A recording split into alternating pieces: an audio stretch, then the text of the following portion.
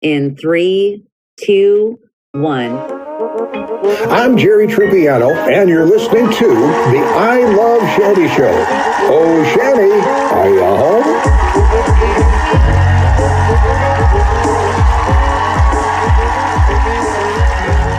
Hello, everyone, and welcome to the I Love Shanny Show. I'm your host, Shanny Marie, and boy, do I have a special show for you tonight. Ooh, I've got Jeff and Chris from the amazing band Redline Syndicate. Welcome, gentlemen. Hi. Hey. All right, guys. So we're going to jump right in here, and we really want to get to know you guys as, musicians. So I'm going to start out by asking you both, when did you start in music? Was it in high school, middle school, band? So can you kind of walk us down that journey to where you are today? Well, I think, this is Jeff. I think my interest started really before I started playing.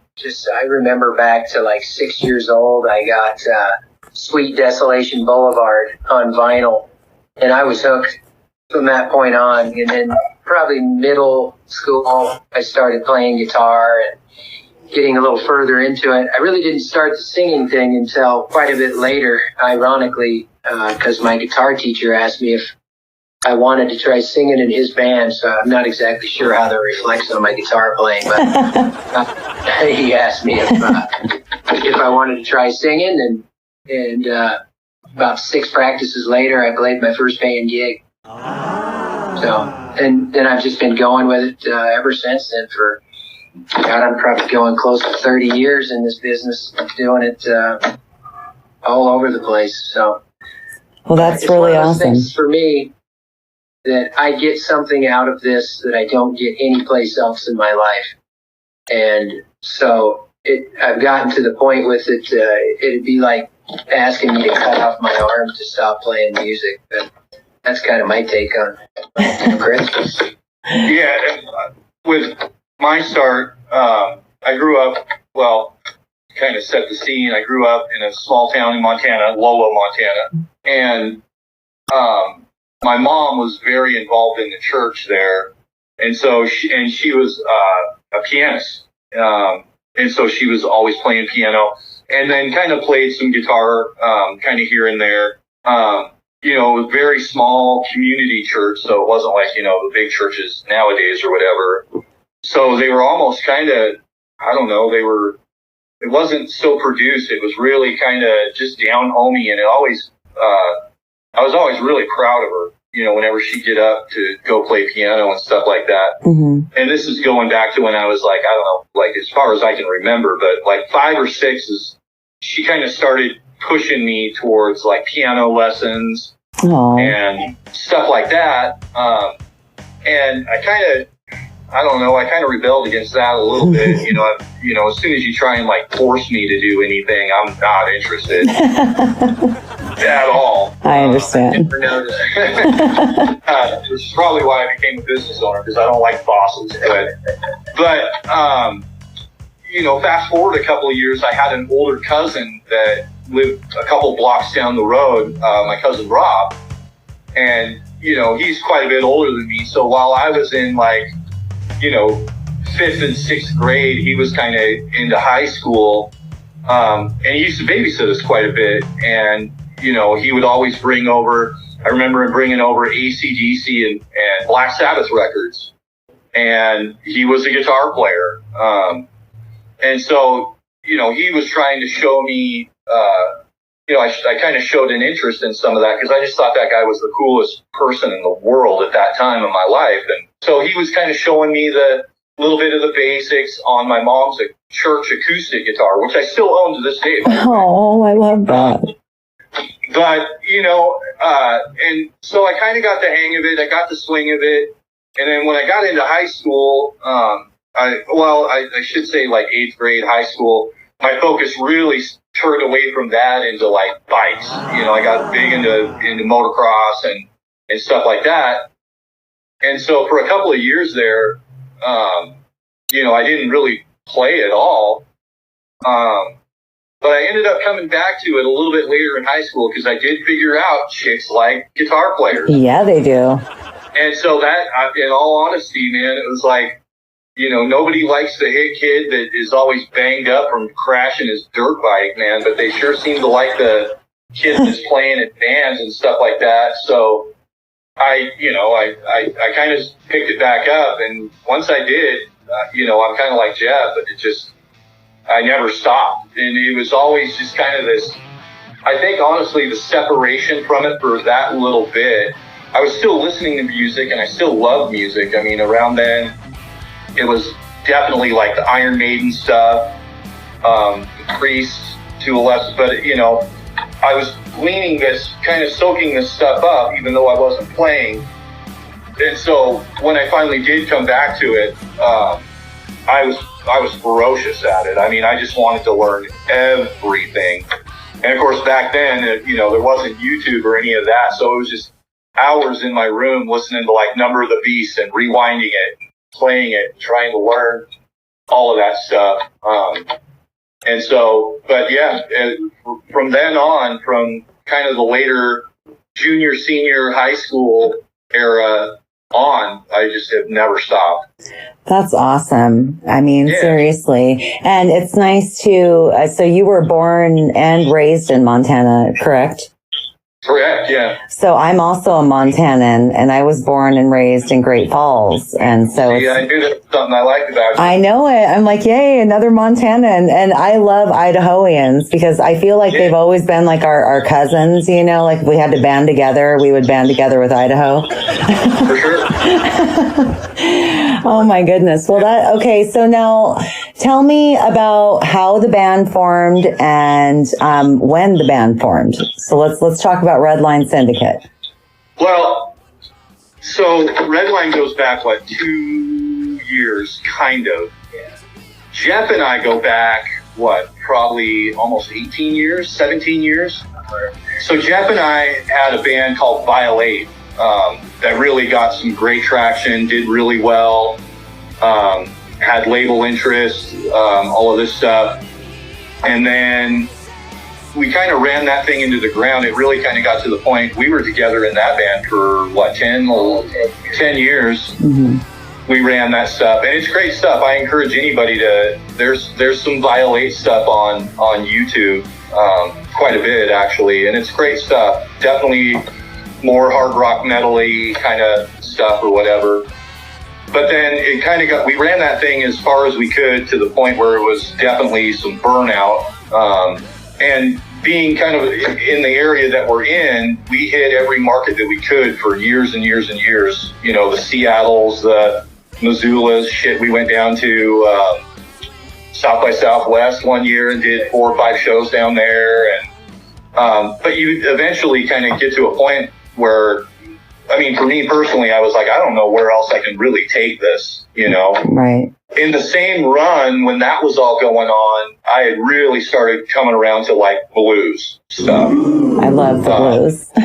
Yeah, and to maybe even a lesser extent, some of the southern rock stuff. Mm-hmm. But I really, and even a little bit of the country stuff.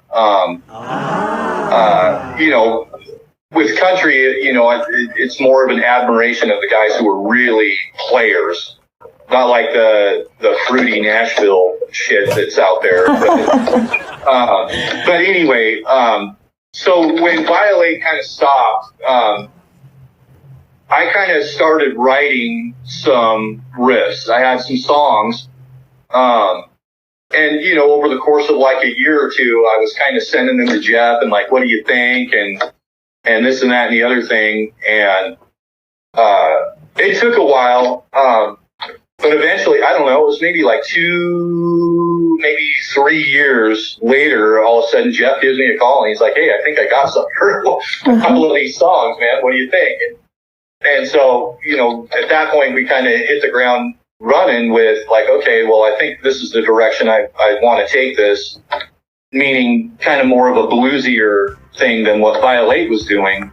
Although you'd never know that with the song we just sang it, but... and it was just kind of a slow build, really. Jeff came with a couple of guys, a drummer and a bass player, and it was just kind of, it really happened organically, and it took a while. It was just kind of like, by that time, we had already kind of figured out, like, okay, we know what we like and we know what we don't like. We know how to write good songs.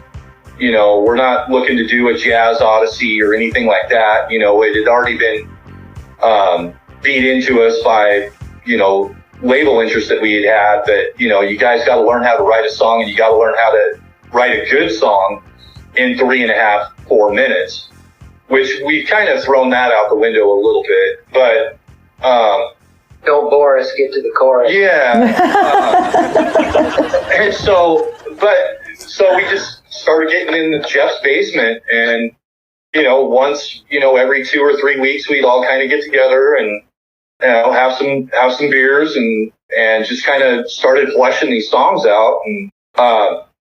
And that basically kind of leads us up to now. But that was probably 2 years ago, and since then we've added Linda, the keyboard player, who that's the smartest thing we've ever done. And Kent, which would probably be the second smartest thing we've ever done, who is the second guitar player. Nice. But that took a while, it was kind of like we had to sit down in that basement, number one, be able to look at each other and go, man, I really think we've got something here. I think these songs are really good. I think they're a little different. Let's kind of move forward with this thing. Just adding to what Chris is saying, it did kind of start organically, but, we just got together. I knew this drummer, who was the current drummer, and I saw him actually at a bank one day. And I was like, hey, you still playing? And he was like, yeah, I've got a bass player. And I was like, geez, how often does that happen? Right. And I go, well, I got a guitar player, we should get together and jam sometime. And it was kind of one of those things. And I got a hold of Chris, and I was like, yeah, I know this drummer. Tell you the honest truth, I don't know if it's going to be a shit show or what. But I will say this, I don't really remember much about him, but I don't remember anything bad. and then we got together, and we were jamming on some covers and doing like some Zeppelin and just any of the classics, and it really meshed really well, because it's not just about being able to play. When you start getting into a band, it's about people being able to get along with each other, 100%, all that kind of stuff. So it's so much more, and it really just kind of went free for him. Yeah. Then we started to add some of these songs into the situation. And I don't know. We're sitting in the practice room downstairs. Every once in a while, Chris and I'd look at each other and go, that might be something right there. Yeah. That's really awesome. So what is like the usual process, like when you're looking for band members? I mean, it's not usually that you're at a bank and all of a sudden the drummer's got a bass player and all of your connections have been made. Like, what's usually the process like in the past that you guys have experienced? The first guy that walks in the door. Oh, yeah. Chris and I usually like swap weekends of who wears the chicken suit with the spinning sign. No, it's, for where we're at,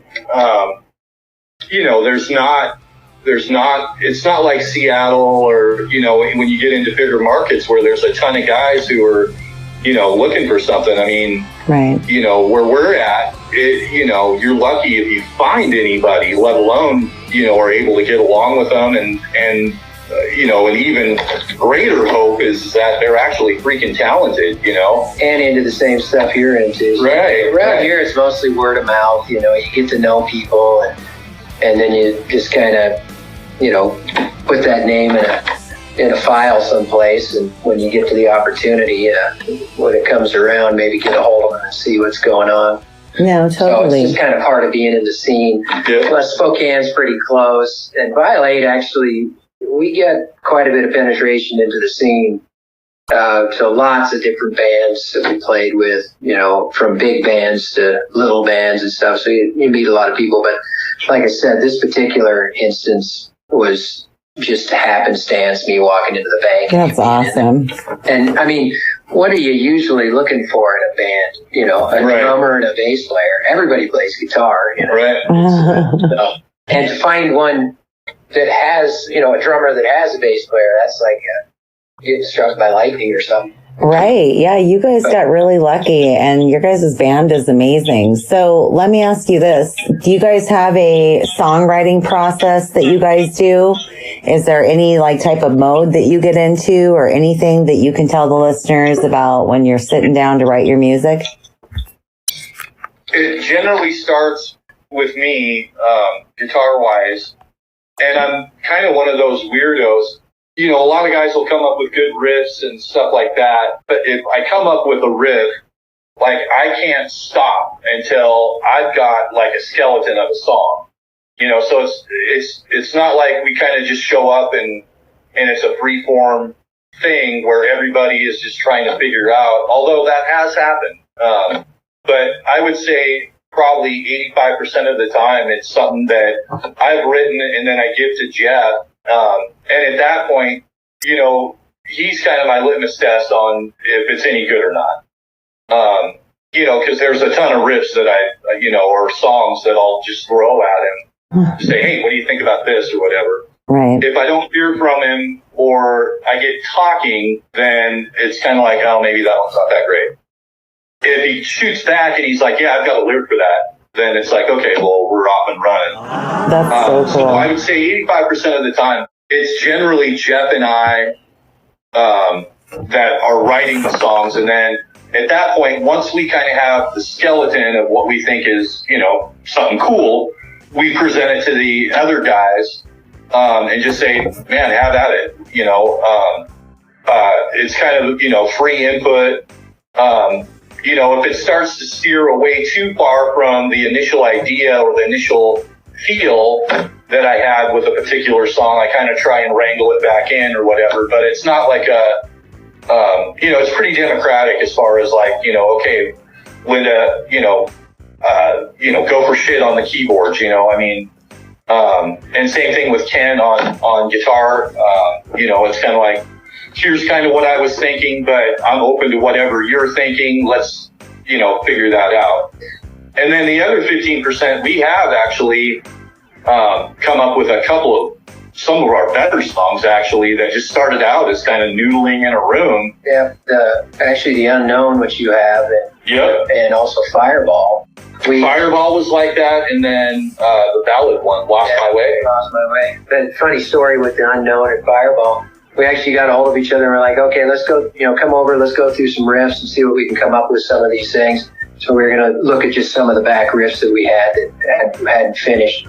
Got here and, I don't know, we probably spent a half an hour and just totally poured out the Unknown and Fireball. Never did get to the old riffs. It was just kind of the spontaneous thing. He started playing the riff. I had something for it. Just like, okay, that's cool. Let's go to a bridge here or something and solo out. And, right. And of course, bam, they were done. And as good as you were thinking they were, like with the Unknown, I was just kind of like, you know, that it's such that it's a staccato, that dun, dun, dun, dun, dun, dun, dun, you know. Yeah. And I wasn't really big on it. I was just kind of like, I don't know, man. It doesn't sound like anything I've really heard or anything I listened to or anything like that. But by the time the rest of the band had got a hold of it and we had kind of finished it, it ended up being one of those songs where I don't know that it's necessarily my favorite, but it definitely turned me around on it to where it's like, to me, that's kind of a special song just because it's so different than anything I've ever written before. Well, that's really cool. And, you know, it shows the multi-level of talent when you can write different genres of music from blues to rock to metal. And so, you know, it just goes to show your guys' talent level, you know, to be able to what you call noodle around and to come up with such amazing music. Right. Happy accidents. Right. Well, I called that childbirth. I'm just kidding. Right. Okay. Now let me ask you this, guys. What is your favorite part about being up on stage when you've got your fans out there and new people listening to your music? Like, does it give you like a rush? And like, tell me about that feeling. You know, it's one of those things, like, it doesn't always happen, but there's sometimes where you just get like this brief little stint where everybody's on, all cylinders are firing, you're feeling comfortable, you're not sick or anything like that, the crowd is into it, and there's just this high that you get that you just can't find anyplace else. It's really something else. And like you said, it's an amazing feeling, like to see somebody out there actually, mouthing your words or knowing your song or appreciating your music, because music, especially the original music, is just such a personal thing. When you start writing it, you have nothing. So it's just a blank sheet of paper. So you're actually creating something that didn't exist before. It wasn't there, and now it is. And so for people to actually take that and enjoy it and dig it, catch on to it, dig it, all that stuff, it's a feeling of achievement and gratitude that I just have never found anyplace else. And I've looked at quite a few places. Right. Yeah. Oh, 100% for me too. It's that same thing. And I always kind of likened it to, like, you're out in a crowd, let's say, anywhere, you're downtown shopping or whatever, and you see some cat wearing a King's X shirt or a Cult shirt or Black Sabbath shirt or whatever. And it's just that musical brotherhood. And it's kind of the same thing when you have somebody who has never heard you before come up to you after your show and go, dude, that was amazing. It's kind of that same thing of that. It's the musical brotherhood, and, I'm a firm believer. I think it was Tom Petty that said, he was a firm believer that music is the real, only true form of magic in this world. And it's kind of like that. I mean, when you share something, like Jeff said, that didn't exist before, and we just kind of created this thing, and here, we kind of hope you like it. And when it does come across and when people get it, I mean, that's part of the magic.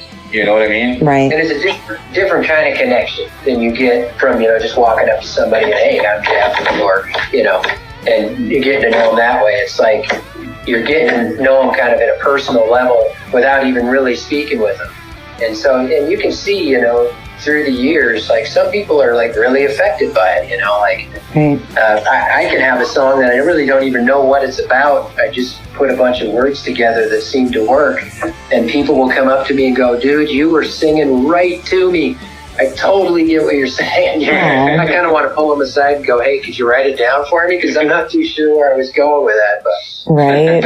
But that's like really cool though, because songs to different moods sometimes and all kinds of people have a different meaning, right? So your song, Fireball could take on multiple meanings to somebody. And that in itself is awesome because you guys, I look at music as, whether you know it or not, you guys are there for somebody, right? When I tune in sometimes to my earpod, to my little playlist, I put on different music for different reasons, right? Some of it's to cheer me up, some of it's to mellow my mood. So it's nice that you guys are a part of that process and so many other musicians out there. Yeah, 100%. Yeah, 100%. Okay, now I have to ask you guys this. Have you guys ever had any panties or bras thrown on stage? I just have to know. I think there were more dungarees. Dang. On the text thread, I had a great band a couple of years ago, a band called Dogtown. It was out of Spokane, and a couple of the band members were pretty involved with the Hells Angels Motorcycle Club, and we do these private parties, and we had dancers at one particular show, and there was no panties to be thrown up, let's put it that way. Oh, well, that sounds like a good time. Sure. Yeah. Yeah, I guess I just always try to imagine like in the 80s and stuff where it's like, panties up on the stage, like women are flashing you their breasts and stuff, but maybe it's... Yeah, I think we've aged out of that. Oh, damn. I like looking at a good set of tits too. It's like nice, Oh, 100%. And if our music moves you to take your clothes off, then as long as it's moving you, that's all I give a shit about. All right. Well, if all those ladies out there, there's some advice for you. That's awesome. Okay, so I have to know, because since you guys, write all over the place in music and genres, who were your musical influences? Like I said, that Sweet Desolation Boulevard was a big one for me, but I got into, I would say probably my favorite singer of all time would be Paul Rogers from Bad Company and Free. Nice. And, but, you know, I'm big on Rob Halford, things like that. When I finally decided to sing, you know, that's what I did with my vocal teacher, was I would bring things in from, you know, Priest and stuff, and show me how to do this, you know. And I remember my vocal teacher, my first one, just looking at me like, what? I don't know. we're not sure if we're going to make that, but Priest, Thin Lizzy, big time. I remember when Boys Are Back in Town actually came out. AC/DC, the older stuff, big on those kind of things. Yeah, when I was a kid, like, you know, my cousin was turning me on to, you know, the AC/DC stuff. And, you know, when I was a kid, I remember thinking, like, Highway to Hell. You know, they said hell in a song. That's got to be cool. But then it was the Maidens. It was basically the new wave of British heavy metal stuff. You know, so, you know, the Maidens, the Priests, you know, to a lesser extent, the Diamond Heads and stuff like that. And then even, you know, when the 80s kind of glam stuff, it started to roll around, I kind of felt like, not to be like snobby or anything, but I was already kind of past all that stuff. I mean, I was listening to like real metal, not this fruity metal, you know? Right. But then as you kind of get further along on guitar playing wise, man, you had to go back and you had to listen to guys like Lynch and Vito Bratta, and of course like the Van Halens and stuff like that.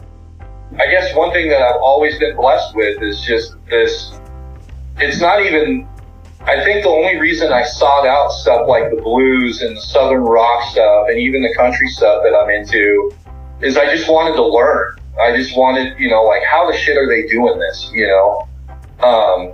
And so that's kind of where that came from. And there's more, like, country-wise, there's more that I don't like than I do like. But, like, even, like, the old Waylon Jennings stuff, I remember, you know, the whole outlaw scene with that stuff I really gravitated to because of chord structures and stuff like that and how they were putting chords together and stuff like that, which kind of leads me to the Redline stuff when we were talking about, you know, definitely taking this bluesy turn and stuff like that. To me, I was like, I'd really like to, I think it would be a little different to take like these country chord progressions but then just add some distorted guitar and kind of rock them up a little bit, you know. But as I went along, you know, I mean, the Allman Brothers were huge for me, as well as the Thin Lizzy stuff, because I really got in. That's what really got me into the harmony guitar stuff. Oh, yeah. Which even back in Violate, most of the Violate songs, you can't just sit down and play on one guitar because all of those riffs were written to be harmonized. They're a two-part kind of thing. But yeah, that's kind of, for me, that was the influences. I just wanted to know how guys did what they did and do what they do, and I'm still that way to this day. I'll probably always be like that. You know, I'll hear a piece of music that I've never heard before, which is what's so great about the digital age nowadays. And you know, you're kind of having music thrown at you from, you know, out of nowhere. Right. And so I'll hear something that I've never heard before, and it's like, man, how the hell did they do that? You know? Or what is that tone? Or what is that scale that he played? Or whatever. To me, it's an ongoing thing of this thing I'm chasing that, you know, it's kind of the blessing and the curse, but the blessing is that, you know, it's never going to get old for me because there's always something new out there. There's always something new to learn, so on and so forth. So, and that's kind of, you know, where we're at with the Redline stuff. And it's just kind of like, you know, that's where we're at now. That's really awesome. We were driving to shows, listening to the Cadillac 3. Mm-hmm. Right? We're like, yeah, this stuff's pretty cool, man. Kind of country that rocks, so. Now, let me ask you guys this. Do you have any advice for, you know, our young musicians out there or people that are maybe thinking, you know, I play drums, I play guitar, I've never been in a band before. Is there anything advice you can give them that would maybe break the ice and maybe encourage and motivate, you know, somebody? 100% find people. I don't know how many guys I grew up with that were some of the most amazing guitar players, and all they did was sit in their room and just practice. To me, you got to get out there. It's socializing. It's, sharing ideas. It's all of that stuff. But man, that's the first step. Is if you think you want to do this, find other people that want to do it with you. Hell yeah, that's great advice. 100%. I can't really speak on, I know guys, it's different talent levels require different amounts of practice. Some guys will come to guitar playing, come to it naturally and they don't have to practice as much, or maybe it's, they practice more than everybody else or whatever, but it's different for everybody. I don't think there's one set of rules that just kind of apply to everybody, but I will say, find other people. Man, get in a room, sweat it out. Right. I'd agree with that. The main thing I would say is everybody starts with nothing, and so you got to get in there. You got to listen to things. You got to try things. Everybody sucks at the beginning, but it's repetition and consistency. Keep going with it. You will get better. Play with other people. Get a metronome. 100%. You got to have a metronome right from the get-go. Get a metronome. That's going to get you in that pocket, and sooner or later you'll just start breaking through, and one day you'll play something and go, oh wow, that was actually pretty damn good, and then you just build on from that and just keep going. And listen, do your research. Find out what you like. And don't limit yourself to just one thing. I started out as a metal kid, and I'm still a metalhead to an extent. But I know a lot of cats that can do the metal thing, and they do it really, really well. But then most of those guys will just be floored by what the Allman Brothers did, like live at Fillmore. It's listen to that stuff, learn that stuff. The thing that's great about this is that the more you learn and the different avenues that you take, it's never going to make you a worse player. Right. You know what I'm saying? Mm-hmm. No, most definitely. And, you guys are really giving some solid, hard advice here. And so, I hope one of the listeners that, is out there that, has this idea of going out there and playing music, maybe shows up to a local band playing somewhere, right? And start from there, right? That's right. Exactly. Talk to people, network. It's tough when you're a kid. I remember trying to hook up with people and, I was always really insecure about, man, I'm probably not good enough and I'm not this and I'm not that. What do I have to offer? But at some point, you just got to take that step off the ledge and it's like, hey, man, I'm a player. Are you a player? Hey, let's get together and, maybe, learn let's see if we can play, Aces High by Iron Maiden together and make that sound cool or whatever. But it's the most important thing to me, I think, is that you've got to get out there and get with other people. And, if you're lucky, you end up like Jeff and I, who were like married at the hip for the last 20 friggin' years. So. Oh, well, happy anniversary. Happy anniversary, guys. Yeah. That's sweet. Okay, so now you guys have played all over the place, and I know I caught my eye on you guys when you guys were playing at Cruisers over there in State Line.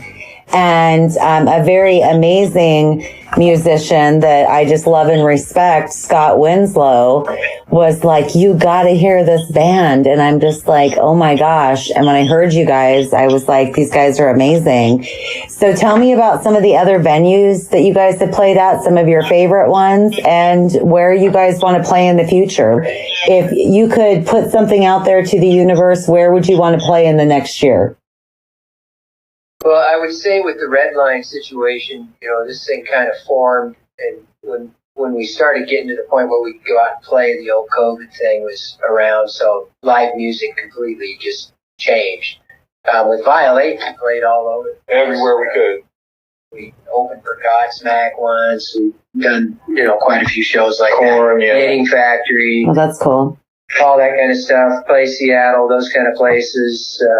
And had a really good time with it. So this year really is kind of the first year that with the Redline Syndicate that we're getting out playing. We're mostly, it's been long enough with the COVID situation that, you know, they forget your name pretty quickly. New band, it's hard to get in. So we're playing smaller clubs and stuff, but, you know, feeling pretty comfortable with the results of the performance and stuff like that. We just got back. Last show we did was a couple weeks ago over in Seattle. You know, our home base is always going to be John's Alley here in Moscow. I love it. Which I would say to anybody that's listening, hands down, one of the greatest live music dive bars ever. Yeah. Ever. And has been for as long, I mean, since we were kids. I mean, John's Alley's been around forever. And it's, you know, they've always kind of catered to the regional traveling musicians. I mean, shit, I saw David Allen Coe there once. I saw Derek Trucks there twice. Fishbone. We had Faster Pussycat there. Wow. We played that show. Played that show. So anyway, but just getting this thing up and running. So yeah, you're kind of, you know, basically we're Spokane, Seattle, looking at Missoula. Kind of the cool thing about where we're at is everything is 5 hours away, really. I mean, right. Seattle, Portland, Missoula, Boise, we're kind of like in this hub where, and that was kind of what we did in Violate, and that's probably what we'll do with Redline. Yeah, just networking, you know, get a hold of bands in areas that you want to play with and swap shows and stuff like that. And that's always seemed to work pretty well for us. Hell yeah, you guys. Well, I look forward to seeing you guys play live one day. And, you know, I mean, it's one thing hearing the music, but it's another thing watching the musician play while they're sweating playing the music, you know? Well, that's the part I enjoy the most. Yes, me too, darling. Yes. No, it's there's always like a different vibe, you know, like when you see somebody play live. It's like going to a concert and listening to their CD. It's like two different things. So now let me ask you guys this. Now, pretty soon here, we're going to talk about the unknown, better safe than sorry. And, you know, I like to know what the song meanings are, right? So the unknown, you know, what made you title the song Unknown? You know, that song actually is kind of a personal situation, I think, for almost everybody. Okay. The basic premise of it is about anxiety, and that's what I'm talking about, the unknown, how you can get so worked up about things that really don't even exist, but they can just kind of take over your life if you haven't get to that. So for quite a few years, I had wanted to write something about anxiety, but the word anxiety is kind of hard to fit into a song. Absolutely. What fits with anxiety? But and like I said, you know, this song happened pretty much spontaneous. It was really quick in my basement, and it just fit together. And so I thought, you know, it was important for myself. You know, I deal with some anxieties. Sure. I think pretty much everybody does. Oh, yes. And it's just something that touches a lot of people. And I just kind of felt, I don't know, just, you know, for myself and for everybody else, I wanted to get that out there. So, you know, it gets talked about a little bit. Well, I really appreciate that, because I do think that, you know, anxiety and mental health just in general is something that should be addressed and is very important for us, right?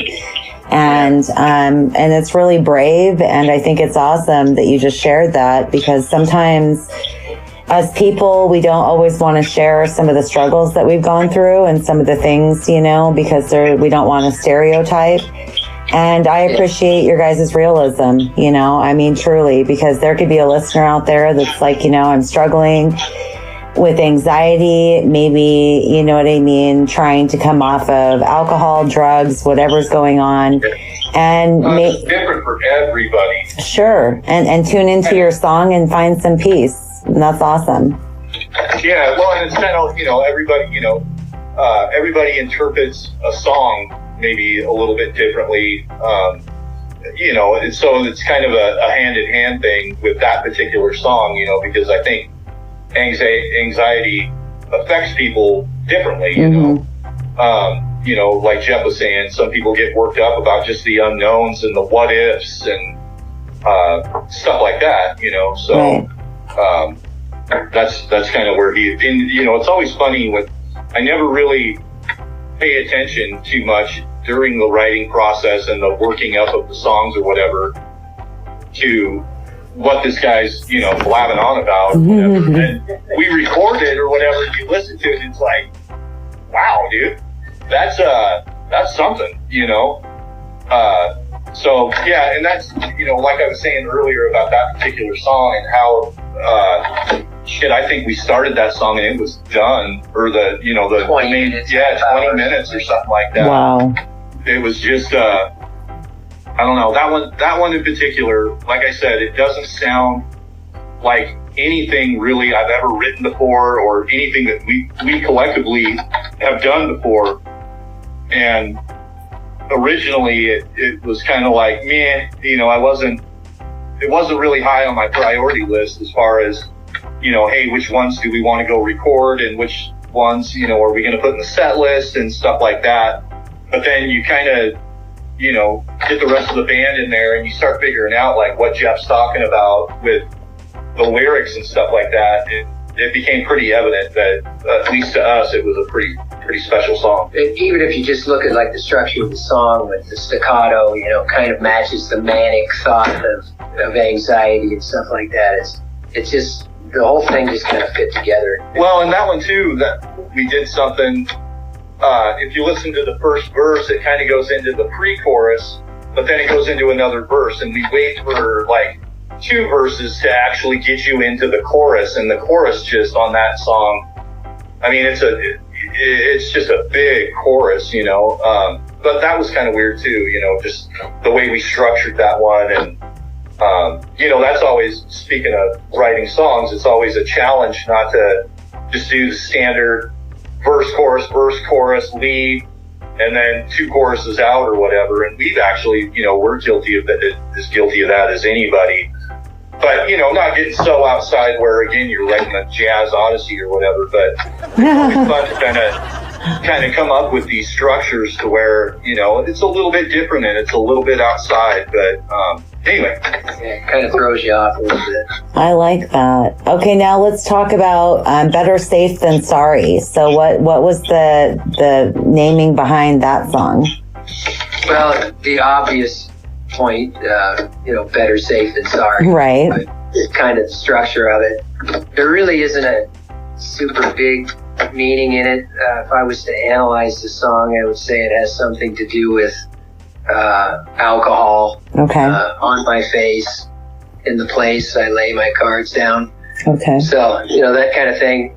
One little secret to it, though, I do have an AC/DC reference in there with Flick of the Switch. So Chris doesn't know that yet. 10 points to the person that can find it. Yeah, right. I love it. You're going to have somebody show up to one of your shows and say, hey, I found that in Better Safe Than Sorry. You're buying me a drink.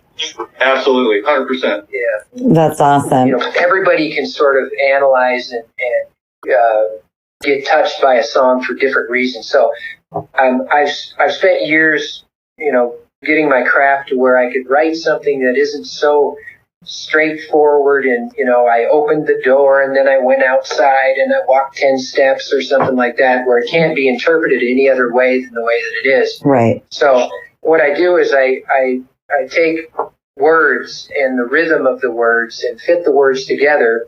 And then as the song builds, it kind of ends up having this meaning. It's almost like it didn't exist, but it's almost, to me, sometimes like it did exist, or I've always known this song or something. And then I take the time to sort of interpret it my own, in there. Oh, wow. I really like that meaning, because I think that everybody at some point needs that in their life, right? It's like we can look, hard like stone, but ultimately we all have hearts and there's some softness within us. So, no, I definitely like that. I feel that way sometimes too. Now let's tell our listeners where they can find you on all of your social media platforms, and from, first of all, to follow you maybe on Facebook, and then where they can find your music at. Basically, we're on all the digital platforms. Yeah. If you search the Redline Syndicate, you have to put the in there. Then we'll come up on Spotify. We're on iTunes, YouTube Music. Yeah, we're pretty much everywhere on that stuff. All that stuff. And then as far as the socials, I think we've got the Facebook stuff. We got an Instagram, right? Yeah, and it's all under the Redline Syndicate. Yeah. And so we have a person that does kind of the creation of all of that stuff. As a general rule, the whole band is involved in the social stuff, the Instagrams, the Facebooks, all of that stuff, so that we try and, I mean, I'll be the first one to admit, like, I'm freaking terrible. Facebook to me is just awful. But I do try and keep up with, people that have questions or anything like that. We're probably one of the worst bands out there as far as holdouts to being, posting stuff every day. And I know it's a different day and age and stuff, but, it's just, so we try and be good about it. But in the same run, it's, I don't know. During COVID and stuff like that, it was just so ugly. Oh yeah.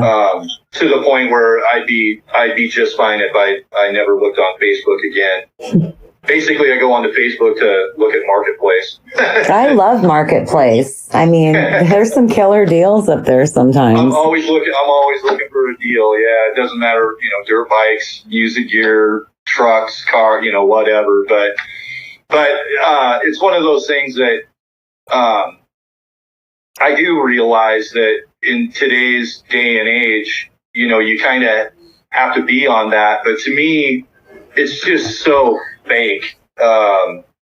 You see these guys and they've got 15 million streams, and I'm like, dude, I'm no dummy, and I know how you got 15 million streams, but you can't get 10 people to come to a show, Right. Yeah. It's just stuff like that. And then again, when it got into COVID and all the political stuff and everything else, it was so ugly that I kind of just ducked out. But that being said, we are on the Facebook and we're on the Instagram and stuff like that, and we're usually pretty good about at least one of us will see it pop up or we'll see it pop up, a message or a question or something like that. We do try really hard to stay on top of it. And we do have multiple songs up on all the digital media. And, yep. In all seriousness, look us up, listen to the songs. If you like what you hear, give us some spins, tell other people about it, because whether we like it or not, this is kind of the way it works now. And we want to get this out to people because I think that the quality of the music and the songwriting and the players, I think, it has something to offer people. And I think a lot of people could enjoy it and connect with it. So I think it's a plus for all of us. So yeah, we do appreciate it. Like I said, I look forward to coming and seeing you guys play in the future. I was going to ask you, out of all of your songs, which one is your favorite out of all the songs you guys have written together?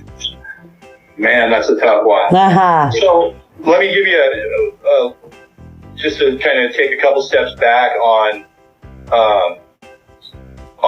Better Safe Than Sorry and Relentless Arbitrator. That, these two songs in particular are like worlds apart.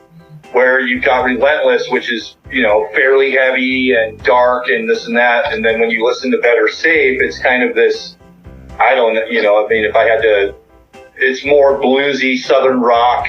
Right. Still very rockin', but it's funny because, like Relentless, we put it to a band vote on like, hey, what songs are we going to record? And I was like, we are not doing that one because I made the comment to Jeff of like, dude, it's like a B-League Violate song or whatever. And now that we got done with it, I can't really say that anymore. It's still a great song, but there was definitely a point where I started making kind of that left turn at Albuquerque towards the bluesy stuff. So, I don't know. I think honestly my favorite right now would probably be Lost My Way. That's a good song. Or what's the Nothing Comes For Free. Nothing Comes for Free. And those, I don't think we should send those to you. They're definitely kind of more on the very bluesy ballad. Nice.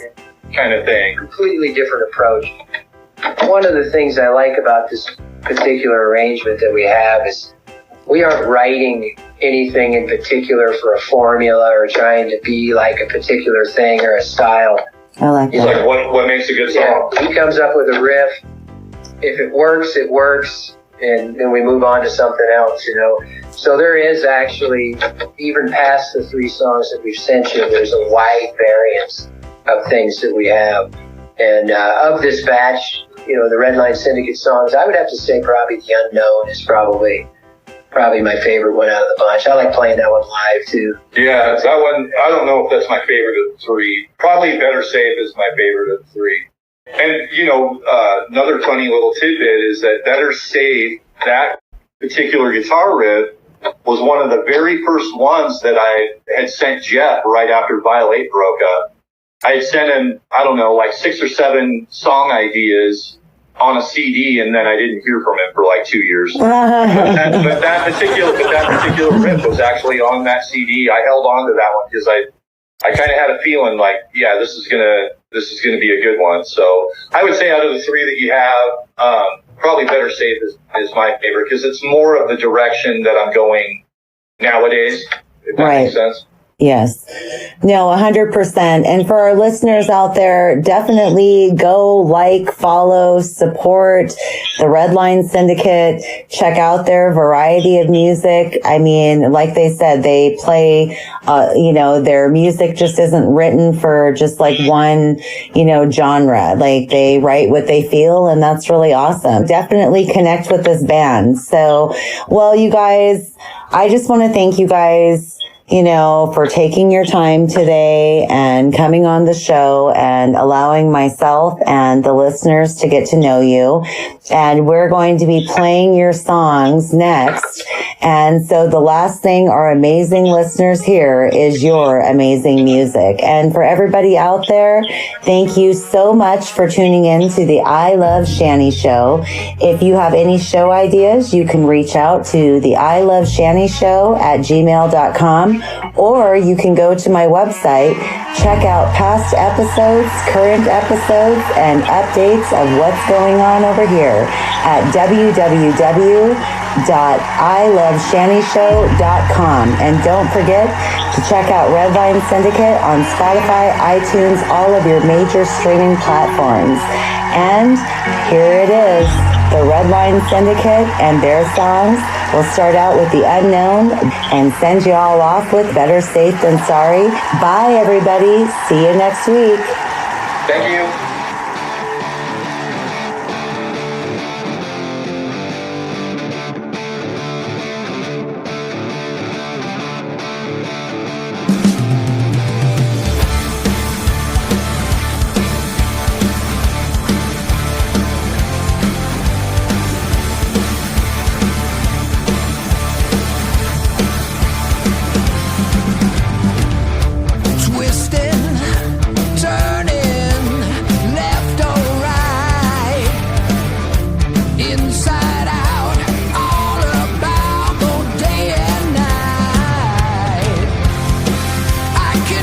Sleep when I'm alone.